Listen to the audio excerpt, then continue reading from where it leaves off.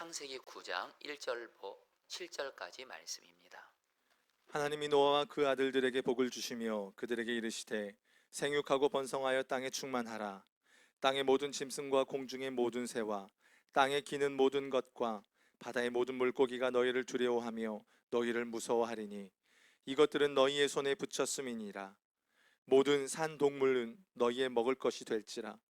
채소같이 내가 이것을 다 너희에게 주노라. 그러나 고기를 그 생명되는 피째 먹지 말 것이니라. 내가 반드시 너희의 피 곧 너희의 생명의 피를 찾으리니 짐승이면 그 짐승에게서, 사람이나 사람의 형제면 그에게서 그의 생명을 찾으리라. 다른 사람의 피를 흘리면 그 사람의 피도 흘릴 것이니 이는 하나님이 자기 형상대로 사람을 지으셨음이니라. 너희는 생육하고 번성하며 땅에 가득하여 그 중에서 번성하라 하셨더라. 아멘. 하나님의 말씀입니다. 자리에 앉으시겠습니다. 여러분들 지난 2002년 우리 한일 월드컵 때 우리 가장 우리의 기억이 남는 최고의 경기가 있다면 우리 한국과 우리 이탈리아 그 16강 전이었을 겁니다. 그때 전반전에 안정환이 페널티킥을 얻었다가 실축을 하죠. 이걸로 인해서 우리나라 국민들이 많이 안타까워했고, 그 안정환 본인은 그때 정말 죽고 싶을 정도로 힘들었다고 합니다. 자, 그런데 히딩크 감독이 그 안정환을 빼지 않고 끝까지 기용하면서 안정환에게 다시 시합을 뛸 수 있는 기회를 주죠. 그리고 우리가 아는 대로 여러분들이 안정환이 드디어 연장 후반 12분에 청금에 헤딩 골든골을 넣어서 우리나라가 여러분들 이탈리아 이기고 이렇게 여러분들 이렇게 8강까지 갔던 거 여러분 다 기억하실 겁니다. 여러분 제가 오늘 왜 이 이야기로 이렇게 오늘 말씀을 시작하냐면, 안정환 선수 정말 페널티킥 실수한 거죠. 그런데 히딩크가 다시 안정환에게 기회를 준 것처럼 여러분 성경을 보면 하나님은 우리가 비록 실수해도, 또 우리의 연약함으로 죄에 넘어져도, 심지어는 계속 넘어져도 결국 우리 하나님은 우리에게 계속 축복의 기회를 계속 주시는 참으로 좋으신 하나님이십니다. 우리 성도님들, 오늘 말씀을 통해서 여러분들의 마음에 정말 내가 어떤 실수를 했고 어떤 나의 죄로 인해서 정말 나에게 이런 어려움들이 생겼구나, 이런 고난이 생겼구나, 혹시 이런 분들이 있다면 여러분들 절대로 낙심하고 절망하지 마시고, 우리 하나님은 여전히 여러분들을 사랑하십니다. 그리고 다시 축복의 기회를 주세요. 그리고 다시 회복시키시고 다시 시작하게 하세요. 오늘 말씀이 그걸 말씀하고 있어요.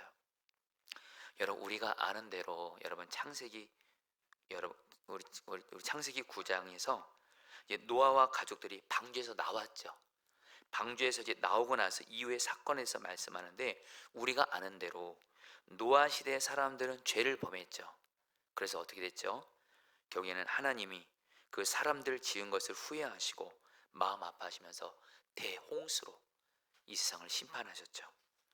그리고 나서 여러분들 심판이 지나간 후에 여러분들 물론 노아와 그의 가족들은 살려주셨지만, 이제 오늘 말씀을 보면 이제 심판이 지나간 후에 하나님이 노아에게 그의 아들들에게 이렇게 말씀하십니다. 1절 말씀 다 같이 읽겠습니다.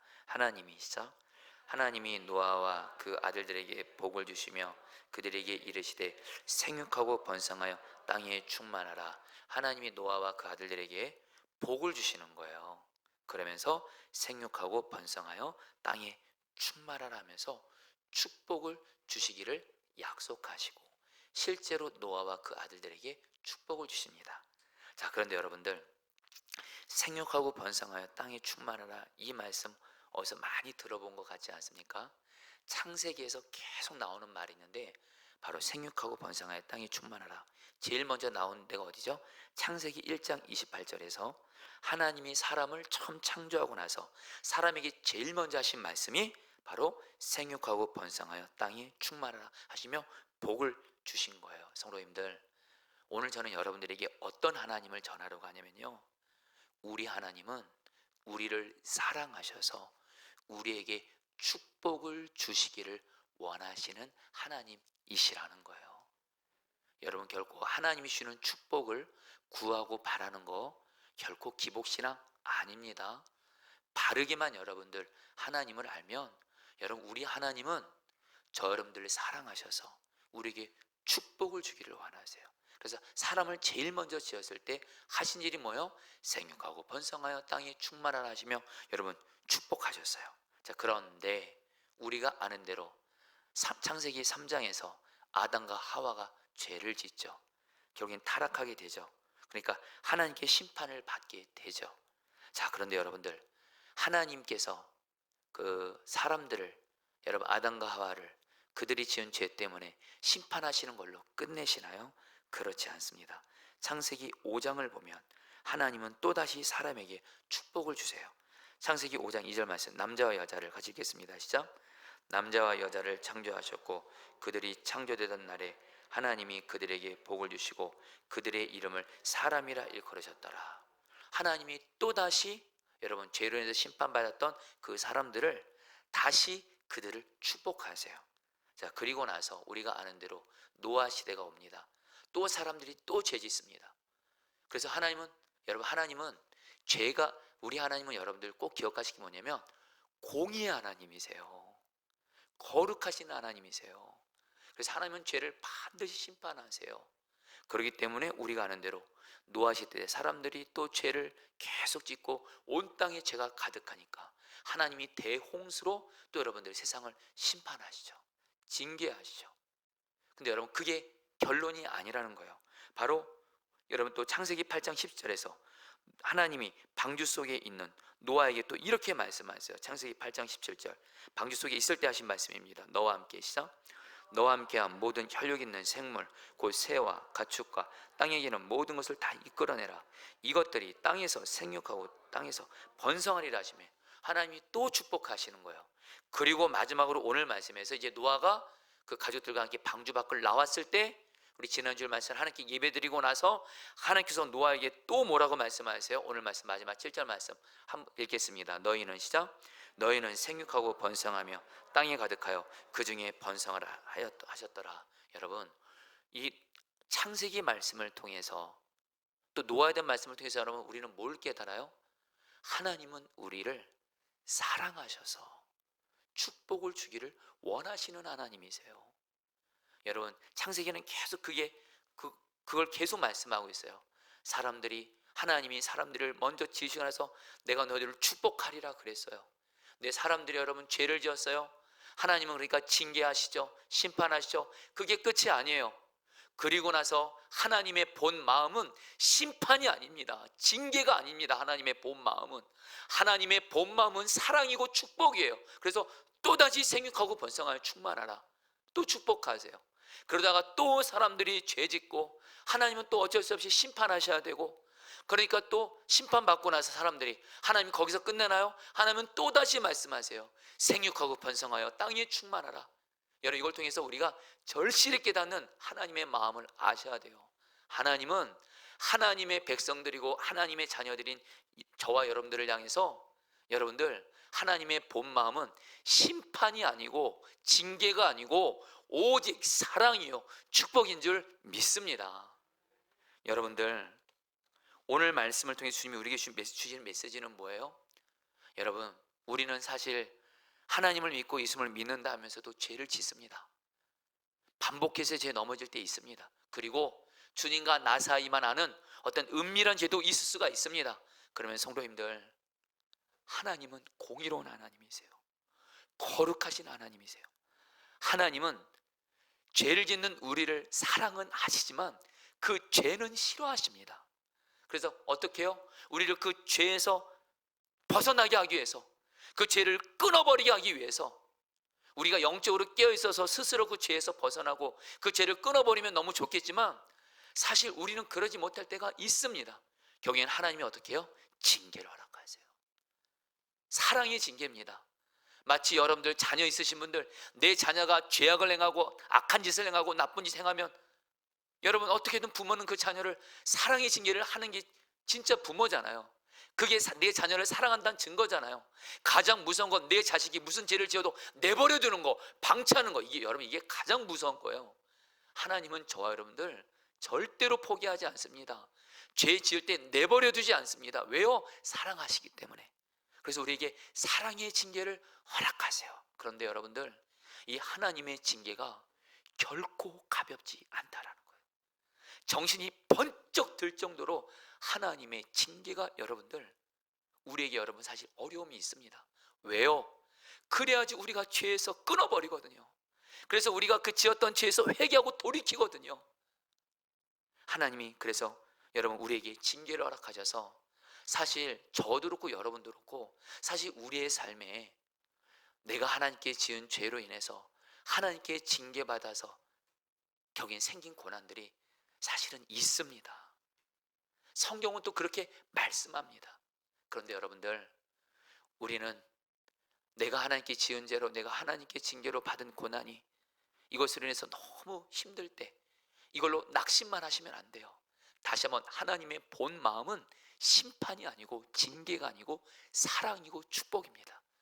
내가 하나님께 지은 죄를 성령님의 도우심을 의지해서, 성령님, 내가 주님께 지은 죄가 있다면 다 생각나게 해주십시오.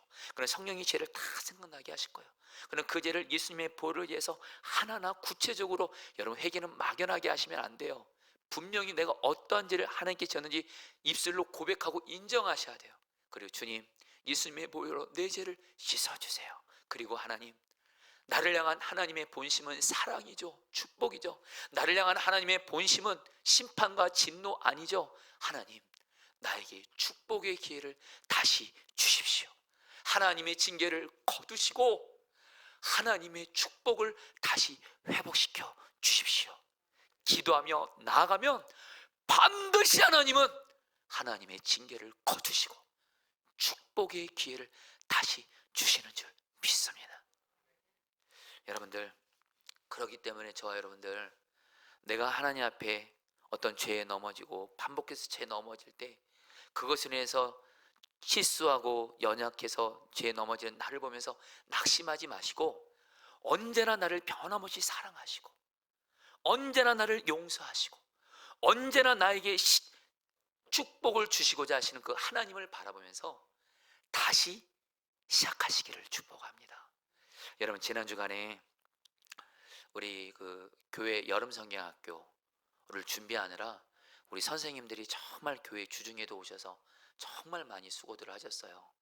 그런데 어느 날 지난 주간에 제가 이제 그 저녁에 이제 퇴근하려고 하는데 여자 선생님들이 이렇게 교회에서 늦게까지 일하고 계시는 거예요. 그래서 이게 저도 그렇고 우리 목회자들도 이제 다 이제 사정이 있어서 이제 좀 가야 되는 상황이 돼가지고, 제가 우리 일하시는 여자 선생님들한테 꼭 그 엘리베이터 있는 유리문 잘 닫으시고, 왜냐면 여자분들만 있으면 위험하니까요, 꼭 닫으시고 이렇게 하시라고 하고, 제가 이렇게 이제 집으로 이렇게 퇴근을 하는데, 그 교회에 계신 한 여자 선생님한테 집에 거의 다 도착해서 제가 전화가 온 거예요. 목사님, 어떤 한 노사분이 오셨는데 이분이 이렇게 돈을 이렇게 달라고 하십니다. 그런데 이분에게 오늘 목회자분들 지금 없으시니 내일 오시면 됩니다. 내일. 그러니까 이분이 안 간다는 거예요.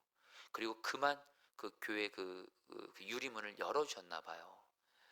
여러분, 제가 그 얘기를 딱 듣고 제가 이렇게 다시 차를 돌아서 이제 교회로 오면서 마음이 좀 화가 나더라고요. 그 노사분 분명히 교회에서 내일 오면 이렇게 드리는데, 그렇게 그 성도님들이 이렇게 가시라 그래도 그냥 안 가고 있으니까 제가 딱 왔어요, 교회를. 그 노사분이 여러분, 제가 간다고 하니까 저를 기다리고 계시더라고요. 그런데 제가 말씀드렸어요. 저기 성도님, 저희가 참고로 여러분, 저희 교회는 노사분들에게 이렇게 한 달에 조금씩 이렇게 얼마를 조금씩 이렇게 드립니다. 찾아오시는 분들을. 그리고 기도해 드리고 보내드리고 필요한 경우 복음도 전해 드리는데, 이분에게 지금 저도 그렇고 지금 우리 현금이 없으니까, 제가 마침 현금이 없었던 거예요. 저희 현금이라도 있었으면 제가 좀 드렸을 텐데, 내일 오시라고, 내일 오시면 저희 목회들도 있고 저희가 준비해서 드리겠다고 하니까, 이분이 목사님 오늘 꼭 필요하다고 하면서 계좌이체 해달라는 거예요. 여러분, 순간 죄송합니다. 제가 거기서 여러분, 제가 좀 뚜껑이 열렸어요. 그리고 이분이 또 거짓말을 하는 거예요. 그러니까 순간 여러분 제가 좀 죄송합니다. 그 노사분에게 제가 좀 한동안 정말 굉장히 오랜만에 화를 냈어요. 어찌 보면 감정으로 좀 화를 내면서 여러분 물론 언성도 좀 높였습니다. 그래서 그 모습이 좀 무서웠던지 우리 하영이는 옆에서 손을 덜덜 떨더라고요. 그리고 우리 여자 선생님들도 보셨어요, 여러분들. 그러면서 결국엔 그분을 이렇게 가시라고 하면서 제가 여러분들 좀 속상했던 게 뭔지 아세요? 저는 주님이 너는 어떤 일이 있어도 혈기 내면 안 된다는 거예요. 마치 모세가 이스라엘 백성들이 물 달라고 원망하니까 이스라엘 백성들 잘못했죠. 근데 모세가 혈기불에서 그냥 반석을 쳤잖아요. 그러니까 하나님이 뭐라 그래요? 너 가나안 땅 못 들어가. 그러면서 그 이유가 뭐예요? 너는 내 백성들 앞에서 나의 거룩함을 나타내지 않았어. 지도자로서. 하나님은 목사인 저에게 성도들에게 어떤 일이 있어도 그리고 어떤 사람에게도 혈기를 부리면서 하나님의 거룩하심을 나타내지 않는 일은 없어야 된다는 거예요. 여러분 사실 목사가 여러분 화를 내고 혈기 부리면요 여러분 용서하세요. 은혜 다 떨어집니다 여러분들. 근데 여러분들 또 화를 내고 그런 혈기를 냈던 제 모습이 너무 실망스러운 거예요. 그러면서 여러분들 또 이 모습을 본 우리 여자 우리 교사를 섬기는 성도님들한테도 너무 죄송하고 제가 그런 가운데 그냥 마음이 어려운 가운데 정말 그 괴로운데 그때 마귀가 또 정죄하더라고요. 아유 여전히 너 혈기 안 죽었네. 너가 무슨 목사냐. 아유 오늘은 성도들 다 봤다야. 예, 너 저기 어떡하냐. 너 이제 설교 어떡할 거냐. 여러분 그때 주님을 바라봤어요. 주님이 저에게 준 마음이에요. 나는 너가 100번을 죄에 넘어져도 여전히 너를 101번 용서하고 사랑하는 하나님이다. 너를 언제든지 회복시켜 준다. 다만 내 앞에 회개만 하고 내 앞에 나오라. 그래서 여러분들 주님 앞에 죄를 회개했어요. 우리 그 노사분에게나 우리 하영이에게나 우리 교사를 섬기는 여자 성도님들에게 거룩한 모습을 보이지 못한 그 죄를 회개했어요. 그러니까 여러분 어떻게 된지 아세요? 마음이 평안해지더라고요. 마음이 살아나더라고요. 마음이 회복이 되더라고요. 여러분 일단 주님은 우리를 회복시키면 일단 마음부터 회복시키시거든요. 그리고 나서 우리 하영이한테도 그렇고 여자 성도님들에게도 그렇고 제가 주님의 거룩하심 나타나지 못해서 죄송했습니다. 이렇게 제 고백을 했습니다. 그리고 그 노사분도 제가 지금 만나려고 합니다. 죄송하다고 말하려고 그래요. 어쨌든 여러분들 제가 뭘 말씀드리고자 하냐면 우리는 비록 죄에 넘어지고 100번을 넘어져도 여러분들 기억하세요. 우리 주님은 101번 우리를 변함없이 용서하시고 사랑해 주시고 다시 축복을 주시는 하나님이신 줄 믿습니다. 여러분 우리 하나님을 여러분들 우리 하나님의 성품은 우리가 죄를 지었다고 해서 너 그래도 죄 지었구나. 너 한번 징계 받아봐라. 심판 받아봐라. 본때를 보여주겠다. 그게 진심이 아니에요.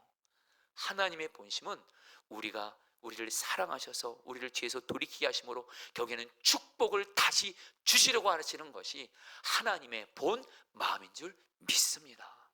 이 마음 가지고 여러분들 이 하나님의 그 마음을 알고 신앙생활 하실 때 죄에 넘어지고 설령 100번을 죄에 넘어졌어도 여전히 나를 변함없이 사랑하시는 주님을 바라보면서 101번 일어나시면서 주님께 축복의 길을 담대히 구하며 나가시기를 축복합니다. 사실 우리 성도님들 중에 그런 분들 정말 계세요. 내가 하나님께 지은 이러한 죄 때문에 내가 이런 징계를 받았고 하나님께 내가 그래서 기도를 담대히 못하는 거예요. 하나님께 축복을 담대히 구하지 못하는 거예요. 여러분 아닙니다. 우리가 지은 죄를 주 앞에 진실함으로 재고백하고 회개하면 우리 주님의 본심은 사랑이고 회복이고 축복이라도요 하나님의 본심은 분노와 심판이 아니라도요 우리에게 다시 축복의 기회를 주시는 하나님을 바라보면서 회개하고 담대하게 하나님 앞에 복을 구하시기를 축복합니다. 여러분 오늘 말씀을 준비하면서 주님이 생각나게 하신 말씀이 있었어요. 여러분 예레미야 애가를 보면 여러분들 예레미야와 이스라엘 백성들이 하나님께 죄를 지어서 예레미야가 아닌 이스라엘 백성들이 하나님께 죄를 지어서 바벨론에 의해 침략을 받아가지고 성전이 불타고, 여러분, 나라가 황폐해지고 수많은 사람이 죽고 수많은 사람들이 포로로 끌려가면서 예레미야가 그 황폐한 망해가는 자기 나라를 보면서 이렇게 고백해요. 예레미야 애가 3장 19절로 23절까지 말씀인데 좀 길지만 읽어보겠습니다. 내가 겪은 그 고통 속 순수가 쓸개질 같은 그 고난을 잊지 못한다. 잠시도 잊을 수 없으므로 울적한 마음을 가눌 길이 없다. 그러나 마음속으로 곰곰이 생각하여 오히려 희망을 가지는 것은 주님의 한결같은 사랑이 다함이 없고 그 긍휼이 끝이 없기 때문이다. 주님의 사랑과 긍휼이 아침마다 새롭고 주님의 신실이 큽니다. 자, 선생님들 보시죠. 이때 여러분들 예레미야가요, 망해가는 자기 나라를 보면서 예레미야도 사람인지라 너무 고통스러운 거예요. 울적한 마음을 가눌 길이 없는 거예요. 낙심을 한 겁니다. 개역개정 성경 보면 낙심했다 그래요. 절망했다 그래요. 그런데 예레미야가 곰곰이 마음속으로 생각하면서 어떤 한 가지를 생각합니다. 그리고 그걸 생각하면서 희망을 가지게 돼요. 그 희망은 바로 뭐냐? 하나님이신데 하나님의 세 가지 성품을 희망으로 붙잡게 되면서 예레미야가 다시 일어서게 됩니다. 21절 말씀 제가 다시 읽어드리죠. 그러나 마음속으로 곰곰이 생각하여 오히려 희망을 가지는 것은 먼저 주님의 한결같은 사랑이 다함이었고, 주님이, 예레미야가 주님을 바라보는데 곰곰이 하나님이 여전히 자기와 이스라엘 백성들을 한결같이 사랑한다는 거예요. 여기서 사랑한다는 말이 히브리어로 헤세드인데요, 이 헤세드는 어떤 사랑이냐? 여러분들 따라하세요. 그럼에도 불구하고의 사랑. 한마디로 뭐예요? 이스라엘 백성들이 죄를 짓고 그래서 하나님께 심판받았지만 그럼에도 불구하고 하나님은 이스라엘 백성들을 여전히 변함없이 사랑하신다는 거예요. 하나님은 여전히 우리 백성을 사랑하신다. 여전히 나와 이스라엘 백성을 사랑하시는 하나님을 바라보면서 희망을 갖는 거예요. 또 하나, 하나님의 긍휼은 끝이 없다. 여기서 이 긍휼이라는 단어는 어떤 단어냐? 죄로 인해서 저주받아 마땅한 하나님의 백성들에게 하나님은 그 저주를 결국엔 거두시고 불쌍히 여기시고 구원해 주신다는 거예요. 긍휼의 하나님, 불쌍히 여기시고 저주를 거두시고 구원하시는 하나님의 긍휼의 하나님을 바라보면서 예레미야는, 그래, 우리가 이렇게 비록 우리의 죄로 인해서 마땅히 이런 하나님의 심판과 징계를 받지만 우리 하나님은 우리를 불쌍히 여기시고 결국에는 구원해 주시는 하나님, 긍휼의 하나님을 희망으로 삼아요. 마지막으로 신실하신 하나님, 하나님은 반드시 예레미야에게 약속하셨거든요. 반드시 이스라엘을 회복시켜 주리라. 약속을 이루시는 신실하신 하나님을 바라보면서 이 세 가지 하나님의 성품, 하나님의 사랑, 하나님의 긍휼, 하나님의 신실하심을 희망으로 삼으면서 예레미야는 다시 일어섭니다. 성도님들, 저 여러분들에게 그대로 적용할까요? 성도들 보세요. 우리는 살아갈 때 죄 질 때 있습니다. 여러분들에게 간절함만 나누고 싶은 건 정말 죄 짓는 거 두려워하셔야 돼요. 하나님은 죄를 그냥 넘기지 않습니다. 반드시 그래서 우리는 그 죄를 회개하고 단호하게 끊어버려야 되는데, 그러나 우리의 연약함으로 여전히 죄 짓고 넘어졌다 할지라도, 그래서 설령 하나님께 징계를 받았다 할지라도, 여러분 거기서 저 여러분들 꼭 기억하실 것이 있습니다. 예레미야가 한 것처럼 하나님을 곰곰이 바라보세요. 그럼에도 하나님은 나를 사랑하시지. 바로 십자가가 그 증거입니다. 하나님이 저 여러분들을 어느 정도로 사랑하세요? 예수님을 십자가에 못 박혀 죽게 하실까지, 즉 예수님을 우리 안에 보내실까지 우리를 변함없이 사랑하고 계시는 줄 믿습니다. 성도님들, 하나님이 여러분들 사랑하세요. 변함없이 사랑하세요. 죄에 넘어졌어도, 설령 징계를 받았어도 변함없이 사랑하세요. 그리고 그 하나님은 어떤 하나님이세요? 우리를 불쌍히 여기시고 구원해 주시는 하나님이세요. 그리고 반드시 우리에게 주신 약속을 하나님의 때에 이루시는 하나님이세요. 이 하나님을 바라보실 때 그 하나님이 우리에게는 희망이 되고 우리는 다시 일어날 힘을 얻게 되는 줄 믿습니다. 예레미야 애가 3장 32절 33절에서 예레미야가 이렇게 말합니다. 주님께서 우리를 우리를 근심하게 하셔도 그 크신 사랑으로 우리를 불쌍히 여기신다. 우리를 괴롭히거나 근심하게 하는 것은 그분의 본심이 아니다. 여러분, 하나님의 본심은 심판, 진노 아닙니다. 하나님의 본심은 우리를 사랑하시고 불쌍히 여기시고 약속을 이루시고 거기엔 다시 축복의 기회를 주시는 하나님이시라는 거예요. 여러분, 예전에도 나눴지만 오늘 말씀을 준비하면서 생각난 일이 있었습니다. 제가 청년 때 한 번은 저희 어머니랑 어떤 일로 의견이 맞지 않아서 그만 제가 저희 어머니한테 혈기를 냈던 적이 있었습니다. 저는 사실 저희 어머니가 저희들을 키우시느라 너무도 귀한 헌신과 희생을 하셨기 때문에 일찍, 감사하게 일찍 또 예수님 믿고 만나면서 정말 어머니를 잘 섬기기를 힘써왔고, 그래서 여러분들, 우리 어머니한테는 효자였습니다. 여러분 죄송해요, 제가 제 입으로 효자라 그래서. 근데 뭐 정말 제 마음에 어머니를 향한 그 마음은 그랬어요. 어머니를 조금 더 힘들게 하고자 한 마음이 없었어요. 그런데 한 번은 어떤 일로 어머니가 의견이 안 맞아서 그거 가지고 여러분 제가 어머니한테 혈기를 부린 거예요. 그리고 나서 여러분 제가 어머니와 그 관계 때문에 힘들어서 제가 그냥 잠깐 저기 바람 쐬러 나갔는데 제 남동생한테 조금 있다가 전화가 온 거예요. 몇 시간 정도 지나서 어머니가 여러분들 쓰러졌다는 거예요. 제가 혈기 부린 것 중에서 혈기 부린 것 보고 어머니가 충격받으시고 너무 힘든 나머지 교회 기도하러 가셨다가, 그때 추운 겨울날이었거든요. 저희 어머니가 혈압과 당뇨가 있었어요. 나중에 알았어요. 혈압과 당뇨 있는 분에게 충격 주면 큰일 납니다. 어머니가 혈압과 당뇨 있는 건데 제가 혈기 낸 거에서 충격받아 어머니가 그 교회 앞에서 쓰러지신 거예요. 추운 겨울날. 결국에는 어떤 사람이 우리 어머니를 발견해서 여러분 청량리 성바오로 병원으로 입원을 시켰는데 의식이 안 돌아오시는 거예요. 그래서 의사가 하는 말이 가족들 불러 모으라는 거예요. 제 남동생한테. 남동생이 그때 제일 먼저 병원을 갔거든요. 그때 여러분 제가 하나님 앞에, 사실 하나님이 저에게 주신 마음이 있거든요. 제발 혈기 부리지 마라. 제가 그때 저를 사실 목회자로 저를 드렸거든요. 목회자는 혈기 내면 큰일 나, 큰일. 하나님, 제가 혈기 부린 거 회개합니다. 용서해 주시고 우리 어머니 다시 살려주세요. 다시 살려주세요.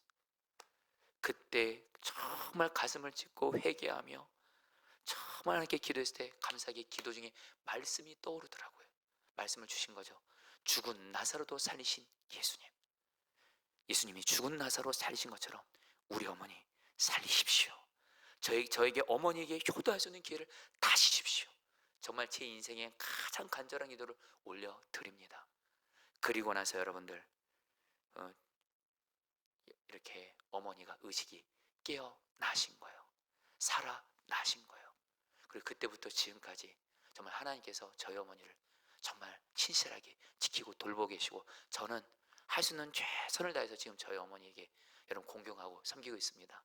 그렇죠, 우리 어머니? 네, 오늘 2부 예배를 온라인으로 드리고 계셔서 성도님들, 저는 그때요 어머니를 다시 살려주신 축복이 저는 절대로 필요했습니다. 그때 깨달은 건 뭐냐면, 우리가 어떤 죄를 지었어도 우리가 죄를 정말 회개하고 하나님 앞에 담대히 축복의 기회를 구할 때 하나님은 우리를 향한 본심은 사랑이세요.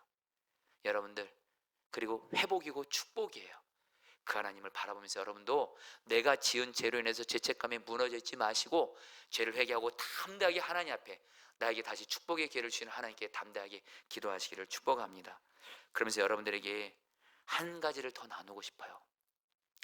우리에게는 죄로 인한 고난도 있겠지만 의로운 고난도 있어요. 어쨌든 이해할 수 없는 고난을 당할 때도 있어요. 그때도 똑같습니다. 여러분, 내가 이해할 수 없는 고난을 당할 때도 여러분들 꼭 기억하세요. 그 고난을 당할 때도 하나님의 나를 향한 본심은 사랑이고 회복이고 축복이다. 이걸 기억하시면서 담대히 하나님 앞에 축복을 구하시기를 축복합니다. 여러분, 요셉을 보면 말이에요. 그 대표적인 예가 요셉이에요. 여러분, 요셉은요 정말 인생이 너무 고난이 많았어요. 특별히 이해할 수 없는 고난, 죽음 같은 고난을 많이 당했어요. 자기 형들이 요셉을 시기해 가지고 구덩이에 던져서 죽이려고 했어요. 네, 하나님의 은혜로 건져주셨거든요. 또 보디발의 집에 노예로 살면서 짐승처럼 살았어요. 또 억울하게 보디발의 아내가 여러분들 성적으로 죄를 짓지도 않았는데 보디발의 아내가 성적으로 성적인 죄를 지었다고 억울하게 누명을 씌워서 감옥에 들어갔어요. 여러분, 요셉은 정말 억울하고 힘든 고난 많았습니다. 그런데 여러분들, 요셉은 말입니다, 요셉은 그때마다 하나님이 어떻게 하세요? 요셉은 그때마다 오뚜기 같이 다시 시작해요. 무슨 말씀이냐, 여러분들 보세요. 요셉이 보디발의 집에 종으로 갔을 때 여러분, 요셉이 절망하고 낙심한 채로 있었나요? 아니요. 요셉은 어떻게 했어요? 그 속에서도 여러분들 다시 일어나고 회복했어요. 그 힘이 어디서 나왔어요? 여러분, 창세기 39장 2절 말씀, 여호와께서 요셉과 함께 하심으로, 같이 읽겠습니다. 여호와께서, 시작. 여호와께서 요셉과 함께 하심으로 그가 형통한 자가 그의 주인 애굽 사람이 집에 있으니. 여호와께서 요셉과 함께 하신다, 이 말은 정확히 번역하면 하나님만 일방적으로 요셉과 함께 했던 의미가 아니라 요셉이 죽어라고 하나님만 붙잡은 거예요. 여러분, 하나님을 붙잡는 사람은 하나님이 다시 회복시켜주시고 다시 시작하게 하시고, 여러분, 요셉은요, 보디발의 집이라는 노예라는 최악의 상황 속에서도 하나님을 붙잡고 나갔을 때 최악의 상황에서 최선을 이끌어낸 줄 믿습니다. 형통한 자가 되었다라는 거예요. 또 요셉이 감옥에 들어갑니다. 억울하게. 성경은 뭐라고 말해요? 요셉이 억울하게 감옥에 들어가서 자기 신세를 한탄하며 절망하고 낙심했다가 아니에요. 또 말이 나옵니다. 하나님이 요셉과 함께 하시더라. 요셉은 또 하나님을 붙잡은 거예요. 선하신 하나님을 붙잡은 거예요. 그 하나님을 붙잡으니까 감옥에서도 형통한 자가 되어 간수장이 되고 결국에 나중에 애굽 총리가 되잖아요. 성도님들, 지금 내가 이해할 수 없는 고난, 정말 어떤 의로운 고난이 있다 할지라도 여러분들, 우리가 이랬던 거 뭐예요? 오직 하나님을 붙잡으세요. 오직 하나님을 바라보세요. 반드시 우리 하나님은 고난을 축복의 기회로 선으로 바꾸어 주신다. 하나님을 붙잡으시기를 축복합니다. 그래서 여러분들에게 간절한 말 나누고 싶은 건, 여러분, 저와 여러분들은 하도 그냥 육신의 눈으로 보는 것에 많이 익숙해져 있어서 고난당하고 문제 생기면 그거 바라보기 쉬워요. 그럴 때 저 여러분들의 마음은, 하나님의 마음은 축복이라도요, 사랑이라도요, 이런 고난 중에도 하나님이 고난을 받고 축복이 되게 하시고 이 고난을 합력해서 선이 되게 하시고 그 하나님의 마음, 하나님의 사랑을 알기 위해서 하나님이 저와 여러분들에게 하시는 일이 있어요. 성경 말씀을 통해서 말씀을 들려주는 거예요. 내가 너 여전히 변함없이 사랑해. 내가 여전히 너에게 있는 이 고난 내가 합력해서 선이 되게 할 거야. 약속을 이루어줄 거야. 그러면 여러분, 이걸 통해서 말씀을 붙잡는 사람, 말씀이신 주님을 붙잡는 사람이 여러분들, 여기에는 하나님의 본심을 알고, 하나님의 본심은 다시 한번 뭐예요? 징계 아닙니다. 심판 아닙니다. 오직 사랑과 축복입니다. 그 하나님의 마음을 알고 다시 일어서게 되는 줄 믿습니다. 이제 말씀을 마무리하면서 여러분, 그 새로운 교회를 담임하시는 한호 목사님의 이야기를 나누고 말씀을 마치도록 하겠습니다. 이 한호 목사님이 교회를 개척을 했는데 하나님의 은혜로 교회가 어느 정도 자라다가 어느 날 갑자기입니다. 교회가 어느 정도 이렇게 자라고 부흥하다가 어느 날 갑자기 그 교회에서 가장 헌신을 많이 하고 목사님과도 가장 많은 사랑을 나눴던 성도들 70명이 목사님을 향해서 근거도 없는 중상모략을 하면서 교회를 떠나버린 거예요. 여러분, 사실 목회자는 한 사람만 교회 떠나도 사실 너무 큰 고통을 경험하거든요. 근데 이 한호 목사님이 70명의 교인이 갑자기 교회를 떠나니까 이 목사님이 밥을 제대로 먹지를 못했대요. 그리고 너무도 힘든 나머지 그렇게 사랑했던 사람들인데 등 돌리면서 본인에게 너무도 아픈 말을 하고 떠나간 거예요. 그러면서 교회도 그만두고 싶다. 그래서 당신이 개척한 교회를, 목회를 포기하려고 했대요. 그러다가 당신이 친한 어떤 목사님에게 나 이제 교회 목회 포기하려고 한다. 너무 목회가 힘들어. 그러니까 그 친밀한 목사님이 그러더래요. 형, 목사님, 개척한 목사가 교회를 관두면 어떡해요? 이렇게 말하더래요. 개척한 목사가 교회 관두면 안 된다는 거예요. 거기 목사님이 그래, 주님이 나를 통해 이 교회를 개척하게 했으니 그만두면 안 되지 하면서, 그러나 힘든 가운데 있을 때 하나님이 이 목사님을 살린 것이 있었어요. 바로 두 말씀을 주신 거예요. 이사야 41장 10절 말씀 같이 읽겠습니다. 두려워하지 말라. 시작. 두려워하지 말라. 내가 너와 함께함이라. 놀라지 말라. 나는 내 하나님이 됨이라. 내가 너를 굳세게 하리라. 참으로 너를 도와주리라. 참으로 나의 의로운 오른손으로 너를 붙들리라. 이 말씀 그대로 펼쳐주세요. 이사야 말씀 그대로 보여주세요. 이 말씀 통해서 하나님이 목사님에게 말씀하시, 두려워하지 마. 내가 너와 함께하고 있어. 놀라지 마. 내가 너의 하나님이야. 내가 너를 굳세게 할 거야. 참으로 너를 도와줄 거야. 나의 의로운 오른손 너를 붙들 거야. 내가 함께하는 한 너는 망하지 않아. 교인들이 70명 떠나도 이 교회는 내가 책임진다. 하나님이 나와 함께 하시는 붙잡게 하시더래요. 그리고 한 가지 더 말씀입니다. 예레미야 29장 11절로 12절 말씀, 여러분들에게 이 말씀을 오늘 정말 나누고 싶어요. 여호와의 말씀이니라. 같이 읽겠습니다. 시작. 여호와의 말씀이니라. 너희를 향한 나의 생각을 내가 아나니 평안이요 재앙이 아니니라. 너희에게 미래와 희망을 주는 것이니라. 너희가 내게 부르짖으며 내게 와서 기도하면 내가 너희의 기도를 들을 것이요. 하나님, 이 말씀도 그대로 펴주세요. 하나님이 목사님이 말씀하더래요. 너를 향한 나의 생각을 내가 아는데 평안이요 재앙이 아니야. 목사님, 하나님의 목사님이 그러더래요. 70명의 성도들이 갑자기 떠난 것이 당신한테 재앙 같았대요. 근데 하나님 말씀하시되 아니야, 재앙 아니야, 평안이야. 내가 너에게 미래와 희망을 주려며 너를 더 낮추게 하고, 그래서 오직 나만 바라보게 하려고 이런 고난을 허락한 거야. 너가 지금 당한 고난은 재앙이 아니야, 평안이야. 너에게 미래와 소망을 주려하며 너는 내게 부르짖으며 기도하라.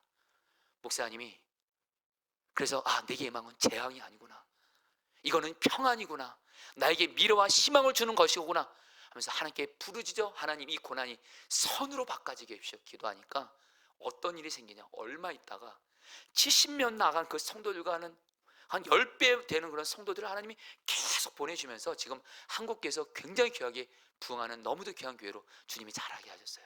이 목사님이 그때부터 습관이 있대요. 자기에게 재앙 같은 일이 생길 때, 사람은 재앙 같은 일이 생기면 딱 숨이 막히잖아요. 바로 예레미야 29장 11절 12절. 너를 향한 나의 생각은 내가 하나니 재앙이 아니고 평안이다. 그래, 이건 재앙이 아니고 평안이야. 나에게 미래와 희망을 주시라는 거야. 나는 하나님께 기도만 하면 돼. 여러분들, 말씀을 마무리합니다. 여러분들이 죄로 인해서 하나님께 받는 고난이든 이해할 수 없는 고난이든 걱정하지 마세요. 재앙 아닙니다. 평안이고 우리에게 미래와 희망을 주시는 하나님의 선한 계획 가운데 있는 줄 믿습니다. 축복의 기회를 다시 주신 하나님을 바라보면서 다시 시작하십시오. 우리 같이 함께 찬양하도록 하겠습니다.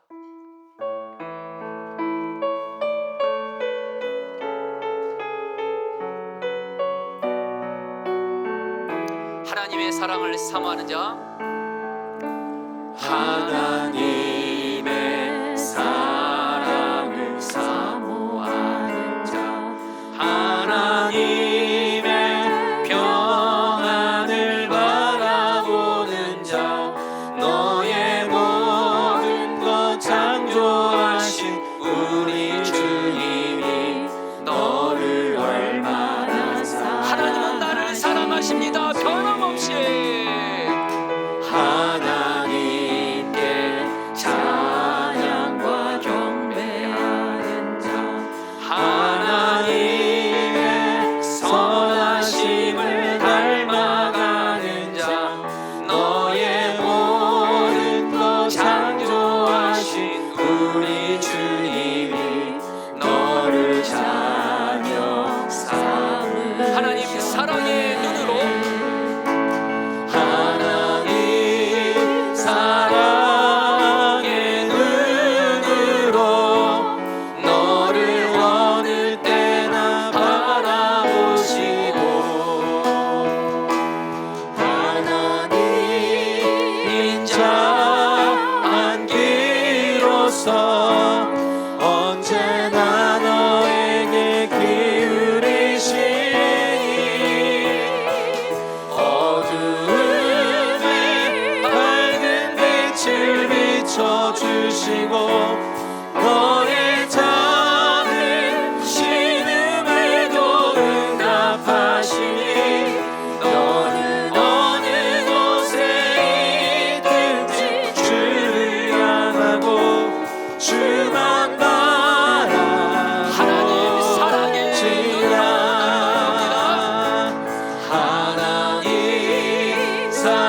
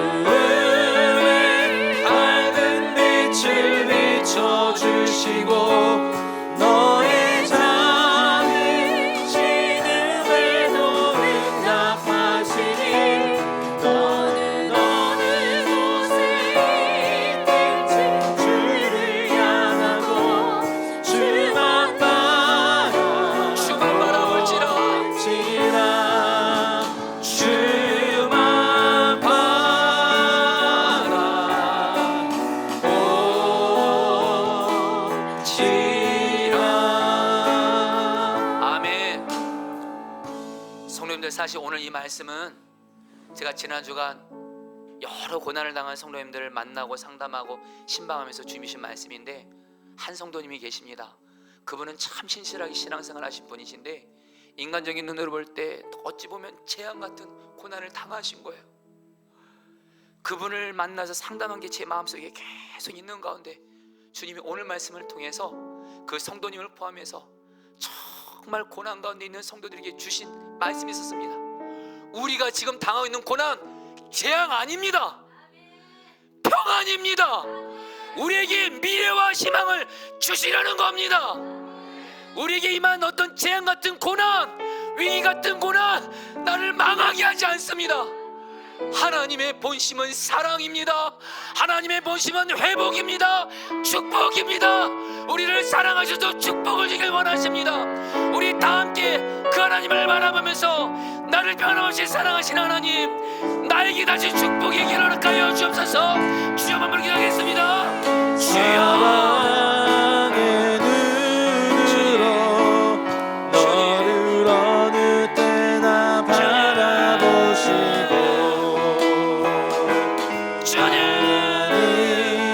인자한 귀로서 언제나 너에게 기울이시니 어둠에 밝은 빛을 비춰주시고 너의 작은 신음에도 응답하시니 너는 어느 곳에 있든지 주를 향하고 주만 하나님 사랑의 눈으로 바라보시라. 하나님 하나님은 나를 변함없이 사랑하십니다. 너를 어느 때나 바라보시고 하나님 인자한 귀로서 하나님 인자한 귀로서 언제나 너에게 기울이시니 어둠에 밝은 빛을 비춰주시고 너의 작은 신음에도 응답하시니 너는 어느 곳에 있든지 주를 향하고 주만 바라볼지라. 주만 바라볼지라.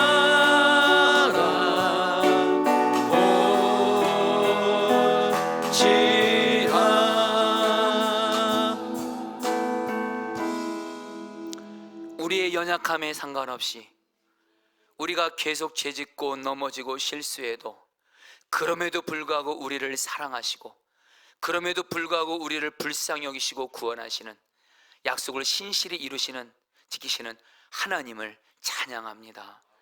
하나님, 노아에 대한 말씀을 보면서 우리 하나님은 죄를 보면서 심판하셨지만 심판으로 끝내지 않고 하나님은 어떻게든 하나님의 백성들을 축복하시면서 나의 본심은 하나님의 백성들을 향한 하나님의 본심은 징계가 아니고 심판이 아니고 오직 사랑이고 오직 회복이고 오직 축복인 그 주님의 마음을 오늘 들었습니다. 우리 사랑하는 성도들 중에 지금 내가 하나님께 지은 죄 때문에 내가 하나님께 징계받아서 내가 이 고난을 당하는 것 같고 우리 가정이 이 고난을 당하는 것 같고 우리의 직장과 사업장이 이 고난을 당하는 것 같아서 마음이 눌리고 이런 분들이 있다면 이 시간 주님 앞에서 진실함으로 하나님의 징계가 있게 한 죄를 다 생각나게 하시고 예수님의 볼리에서 진실함으로 마음의 중심으로 회개하게 하여 주옵시고 그런 가운데 주님 하나님께 담대히 축복의 기회를 다시 주도록 구하게 하시고 그런 가운데 주님 기도합니다. 우리 사랑하는 성도들에게 하나님 징계를 거두시고 하나님의 축복을 회복시켜 주시옵소서.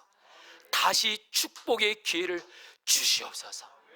주님, 예레미야가 망해가는 황폐한 자기 나라의 환경을 보면서 처음에는 낙심했지만 마음에 곰곰이 생각하면서 바로 하나님의 성품, 여전히 우리 백성을 사랑하시고 우리 백성을 긍휼히 여기시고 우리 백성에게 약속을 이루시는 하나님을 나의 희망으로 삼고 다시 일어섰던 것처럼 우리 사랑하는 성도님들도 이 시간 곰곰이 생각하게 하소서.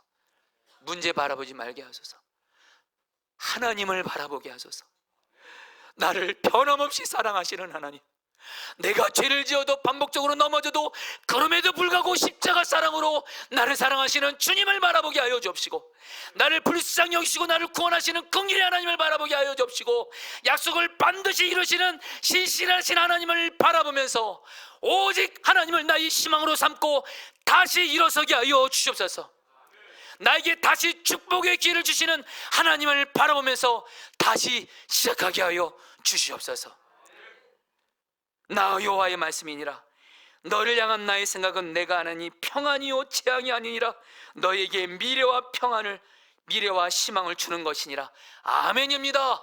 지금 내가 처해 있는 모든 어떤 고난 위기, 심지어는 재앙같이 보이는 일들까지도 재앙이 아니라 평안인 줄 선포합니다. 나에게 미래와 희망을 주시려는 하나님의 선한 뜻인 줄 믿습니다. 주님, 그 하나님을 바라보며 기도하니 우리에게 다시 축복의 기회를 허락하여 주시옵소서. 하나님, 지금 온 나라가 폭우로 인해서 고통 중에 있습니다. 정말 눈에 보이는 환경은 재앙과도 같습니다. 어느 다른 해보다 온 나라 국민들이, 사랑하는 사람들을 잃고 재산을 잃고 온 나라가 하나님 고통 가운데 있지만 우리에게는 하나님이 계십니다. 우리나라는 하나님의 것입니다. 우리나라를 돌보아 주시고 이젠 폭우로 인한 하나님 이것들이 이제 그쳐지게 하시고 우리나라에게 은혜와 축복을 회복시켜 주시옵소서. 물질을 드렸습니다. 이 물질 하나님이 기뻐하신 곳에 쓰여지게 하여 주옵시고, 우리 성도들 중에 물질로 인해서 고난을 당하는 성도님들, 지난날의 물질의 죄로 인해서 물질의 연단을 받고 있는 성도님들 불쌍히 여겨주시고, 이 시간 담대히 물질에 있어서 우리에게 다시 축복의 기회를 주시는 하나님을 바라보면서 기도하게 하시고, 그런 한데 하나님, 가정의 피로도 채워주고 나누는 삶 살게 하여 주옵소서. 지금은 주 예수 그리스도의 은혜와 하나님 아버지의 사랑하심과 성령의 교통하심과 충만하심, 오늘 말씀을 통해서 나를 향한 하나님의 본심은 심판과 징계가 아니고 오직 사랑이고 축복인 것을 깨닫고 다시 축복의 기회를 주시는 하나님을 바라보면서 다시 시작하기로 결단하며 나가는 우리 사랑하는 모든 성도님들 한 분 한 분 위에 영원히 함께 하시기를 축원하옵나이다. 아멘.